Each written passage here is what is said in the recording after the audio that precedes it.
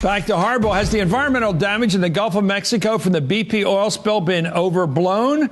Reports this week show that the oil slick on the Gulf surface is dissolving rapidly. And Time magazine reporter Michael Grunwald spoke to several marine scientists who say that the impact to the sea life and the ecosystem is not as great as everyone feared. Well, Michael Grunwald joins us now, along with Bernard Charbonnet, who is chairman of the New Orleans Port Authority. Let me go to Michael first. I must have been wrong, because I kept asking people for weeks ever since this spill occurred, will this biodegrade? And I was told over and over again it would not biodegrade. It would be stuck with this, up to perhaps 60,000 barrels a day, accumulate up to about 4 million barrels.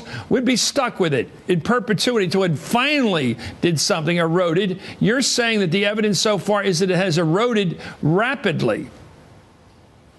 Well, look, all oil is biodegradable. Some is more than others. This is pretty light stuff. It's not like that thick, tarry glop that you had in the Exxon Valdez. Now, there's still a lot of oil in the water, and, we don't know what we don't know. There could be really severe long-term impacts. But when you look at the wildlife count so far, and you look at how many marshes have actually been affected by the oil so far, there really isn't a lot of evidence of severe environmental damage, certainly compared to oil spills in the past, and certainly compared to the ongoing environmental catastrophe that's happening in southern Louisiana, which is really the disappearance of that state's coastal marshes. Mr. Charbonnet, your assessment based upon being on the ground down there on the shoreline. I've read the article, Chris. I think it's too early to tell. The article is written. He has two experts. One's a federal contract and one's a indirect employee of BP. I'm not feeling this article. You don't just measure disaster by how many fish and how many oysters are gone. I mean, pelicans. At the end of June, there were 1,550 pelicans that were captured. 835 of them were dead. We lose one pelican, it's too many. Pelicans were on the endangered species list until a year ago. So I can't agree with this article at all, and it's just completely too early to tell. What was it that led you to decide to put the lead in this positive fashion, Michael? What led you to believe you'd have to put a piece together?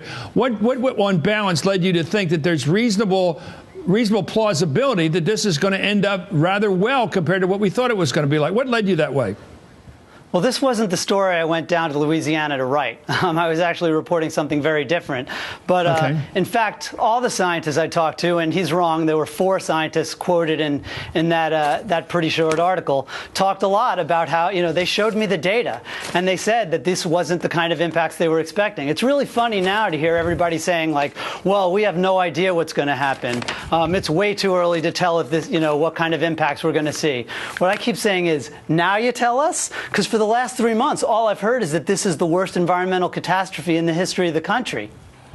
Well, the question I have is the question that has loomed now for all these weeks and months now, is that you get the Gulf of Mexico is pretty deep, and that oil sinks. And it goes out there, and then we were always wondering how many years or months, certainly, would it be coming back to haunt us over its own time span. We wouldn't get all the damage right away. It would come in, depending on storm conditions and currents. How do you know it's not out there in bulk, just as bad as we thought it was? Perhaps 4 million barrels of it still out there. Well, we don't know. There's a lot that we don't know. That's certainly true. It's kind of nice to hear the kind of alarmists finally admitting that we don't know how bad this is going to be. And in oil spills in the past, there have been some long-term impacts. The Exxon Valdez, for example, the fisheries haven't entirely recovered. There have been some birds have had some reproductive problems, but certainly not the kind of environmental catastrophe that we've been hearing about. This is lighter oil. It's a much warmer Gulf, and the Mississippi River water kept a lot of that oil away from the shore. We heard that this was going to be a catastrophe for the coastal marshlands. Well, in fact, so far there have been about 350 acres of oiled marshlands, when every year Louisiana is losing 15,000 acres, just through man-made processes that were already happening. Like one of the scientists from the Audubon Society, of all places, told me this is like a sunburn on a cancer patient.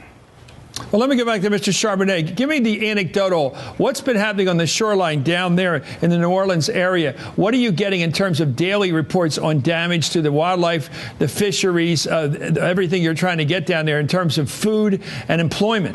Oh, Chris, let's talk about the 358 acres he's talking about. That has everything to do with not wanting to lose 358 more acres. The oil is in the marsh, which means it's in the grass. If it's in the grass, it's in the seminal environment of the ecosystem. It's directly related to the food chain. If there's no grass, there's no shrimp. If there's no shrimp, there's no oyster, and on and on and on and on. Today, you cannot buy an oyster in the city of New Orleans. The largest oyster distribution freshwater shop in America is closed. Now, that's a direct effect on this storm. And this storm cannot just be calculated in fish and shrimp. There's a psychological damage here. There's a layering of depression that is at risk.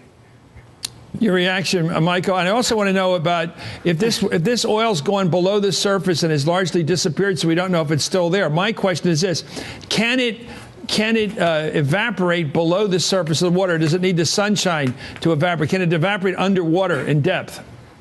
Well, let me first, I'm sorry if he's depressed about 350 acres of oiled marshes, but Louisiana has lost more than 2,000 square miles of coastal marshes in the last century. That's why he should be depressed. And a lot of that was because of the oil and gas industry.